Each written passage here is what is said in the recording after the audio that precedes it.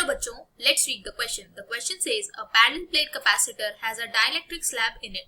The slab just fills the space inside the capacitor. The capacitor is charged by a battery and the battery is disconnected. Now the slab is started to pull out uniformly at t equal to 0. If at time t, capacitance of the capacitor is C, potential difference across the plate is V and the energy stored in it is U, then which of the following graphs are correct? तो हमें यहाँ 4 graphs given है और हमसे पूछा गया है कि इन चारों ग्राफ्स में से कौन सा करेक्ट ग्राफ है। तो की कॉन्सेप्ट जो हम यूज करेंगे इस क्वेश्चन को सॉल्व करने के लिए वो सबसे पहले यूज करेंगे capacitance is equal to epsilon naught A K by D. A area of the plate है, D distance between the parallel plates है एंड के डाइलेक्ट्रिक कांस्टेंट है। एंड सेकेंड हम यूज करेंगे C is inversely proportional to V because Q equal to CV होता है। Through this relation we can say C is inversely proportional to V। तो अगर हमें question में कहा गया है कि इनिशियली एक पैरेलल प्लेट कैपेसिटर है जिसमें डाइलेक्ट्रिक डाला गया है इस तरीके से, अगर डाइलेक्ट्रिक डालने के बाद आफ्टर t equal to 0 मतलब t equal to 0 पे इस डाइलेक्ट्रिक को ऊपर निकालना शुरू किया तो आफ्टर टाइम t, तो हम बोल सकते हैं आफ्टर टाइम t कैपेसिटर कुछ इस पॉइंट पे आ जाएगा। Area of this parallel plate A है एंड डिस्टेंस बिटवीन देम है D, तो डाइलेक्ट्रिक कुछ ऐसे आ जाएगा आफ्टर टाइम t। तो आफ्टर टाइम t अगर ये डाइलेक्ट्रिक ऐसे आ रहा है जिसका डाइलेक्ट्रिक कांस्टेंट K है, तो जो ये एरिया नीचे बचा हम कंसीडर कर लेते हैं कि इसे V यूनिफॉर्म वेलोसिटी से यूनिफॉर्मली निकाला जा रहा था। यहाँ हमें लिखा हुआ है कि यूनिफॉर्मली निकाल रहे थे, तो V यूनिफॉर्म वेलोसिटी हम कंसीडर कर लेते हैं और t टाइम पे हम कंसीडर करते हैं कि निकाली गई होगी। तो जो ये लेंथ हमारी आएगी, ये लेंथ जो हमारी आएगी वो आएगी V इंटू टी। अब ये लेंथ अगर हमारी v इंटू टी है तो एरिया होता है v length into breadth. Length हमारी ये है, मल्टीप्लाइड बाय ब्रेथ करेंगे तो हमारे ये नीचे वाले एरिया आ जाएगा। अब ऊपर वाला एरिया अगर हम ले तो total area minus V T B हम करेंगे, क्योंकि ये पूरे प्लेट का तो एरिया हमको पता था a है, नीचे का हमने वी टी इंटू बी निकाला है तो ऊपर का a minus V T into B हो जाएगा। अब अगर हम कैपेसिटेंस देखें तो नेट कैपेसिटेंस ये पैरेलल में लगे होंगे, ऊपर वाला जिसमें डाइलेक्ट्रिक कांस्टेंट है बचा हुआ और नीचे वाला जिसमें कोई डाइलेक्ट्रिक नहीं है, तो इसे हम C1 लिख लेते हैं, इसे C2 लिख लेते हैं। तो इधर C नेट कितना हो जाएगा C1 प्लस C2।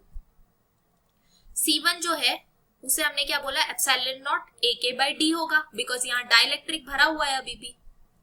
तो एप्सिलॉन नॉट के एरिया ऊपर वाले पोर्शन का हमने कितना फाइंड किया था, a minus V T B divided by distance between the plates is d plus epsilon naught a। Area यहाँ पर हमने नीचे वाले के लिए क्या फाइंड किया था, एरिया लिखेंगे हम यहाँ पे V T B by D. अब यहां से हम एक काम करते हैं, C नेट लिखते हैं और एप्सिलॉन नॉट बाय डी हम कॉमन ले लेते हैं। कॉमन क्यों लेना, बल्कि हम इनको सेपरेट कर लेते हैं, तो इसे हम epsilon naught K a by D लिखेंगे minus epsilon naught K V T B by D लिखेंगे plus epsilon naught V T B by D. ये ऐसे लिख देंगे हम। अब अगर हमें सी नेट और थोड़ा मॉडिफाइड वे में चाहिए तो इसे हम लिख सकते हैं epsilon naught A K by D minus epsilon naught K by D अगर हम कॉमन ले लें और साथ epsilon naught V T B by D अगर हम कॉमन ले लें तो साथ में जो यहाँ रिमेनिंग वैल्यू होगी वो आएगी के माइनस 1, तो ये आएगी हमारी रिमेनिंग वैल्यू। अब हमें जो रिलेशन गिवन था वो C वर्सेस T एक ग्राफ हमको गिवन है फोर्थ ऑप्शन में। अगर हम यहाँ देखें तो C वर्सेस T ग्राफ हमको गिवन है। और ये एक स्ट्रेट लाइन है। तो अगर हम यहाँ चेक कर रहे हैं तो ये y equal to M X plus C से डिनोट किया जा सकता है। c जो है y एक्सिस पे है, जो ये टाइम t है ये हमारा x एक्सिस पे है। यहाँ नेगेटिव साइन है, मतलब जो स्लोप आएगा वो नेगेटिव स्लोप आएगा with whole this value remaining value. और c इंटरसेप्ट, ये पोर्शन हमारा इंटरसेप्ट है। तो जो हमारा ग्राफ बनेगा वो कुछ ऐसे बनेगा, सी टी ग्राफ ये ऐसे बनेगा। तो अगर हम फोर्थ ऑप्शन में देखें तो यही चीज हमको गिवन है कि ये ऐसा ग्राफ बन रहा है, स्ट्रेट लाइन बन रही है विद द डिक्रीजिंग स्लोप। तो ये ऑप्शन हमारा करेक्ट ऑप्शन है। अब अगर हम फर्स्ट ऑप्शन चेक करें तो फर्स्ट ऑप्शन में जो वीटी ग्राफ गिवन है वो कुछ ऐसा गिवन है। तो अभी हमने बात करी थी कि Q इक्वल टू CV होता है, तो C inversely proportional to V होगा। और अभी इक्वेशन से हमने फाइंड किया C directly proportional to T आ रहा है, इसलिए ये एक स्ट्रेट लाइन कर्व बना रहा है, स्ट्रेट लाइन ग्राफ बना रहा है। तो अगर C directly proportional to T है और C inversely proportional to V है, तो इन दोनों इक्वेशन से हम कह सकते हैं V inversely proportional to T का ग्राफ आना चाहिए, जो रेक्टेंगुलर हाइपरबोला आना चाहिए। ये VT ग्राफ कुछ ऐसा आना चाहिए, जबकि VT ग्राफ हमको ये ऐसा गिवन है। तो ये ऑप्शन गलत हो जाएगा और ये सही होना चाहिए। तो ऑप्शन ए गलत ऑप्शन है हमारा, तो ये ऑप्शन हमारा गलत हो जाएगा। अब बी ऑप्शन में U और V का ग्राफ हमको गिवन है। तो U और V ग्राफ अगर हम चेक करें तो U is equal to half CV square होता है। तो यहां से हमें रिलेशन दिख रहा है U is directly proportional to V square.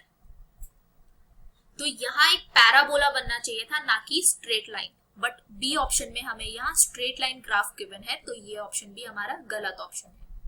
अब सी ऑप्शन में हमें ये हाइपरबोला, रेक्टेंगुलर हाइपरबोला गिवन है V और C के बीच में। तो अगर हम ये देखें तो ये हो जाएगा ग्राफ V और C का। तो ये ऑप्शन हमारा सही है, बिकॉज अभी हमने बोला C is inversely proportional to V, और ये ग्राफ हमारा सही हो जाएगा। तो C ऑप्शन भी हमारा सही ऑप्शन है। तो हमारे जो दो करेक्ट ऑप्शंस हैं वो option C and option D। I hope you understood this well. Thank you so much, all the best.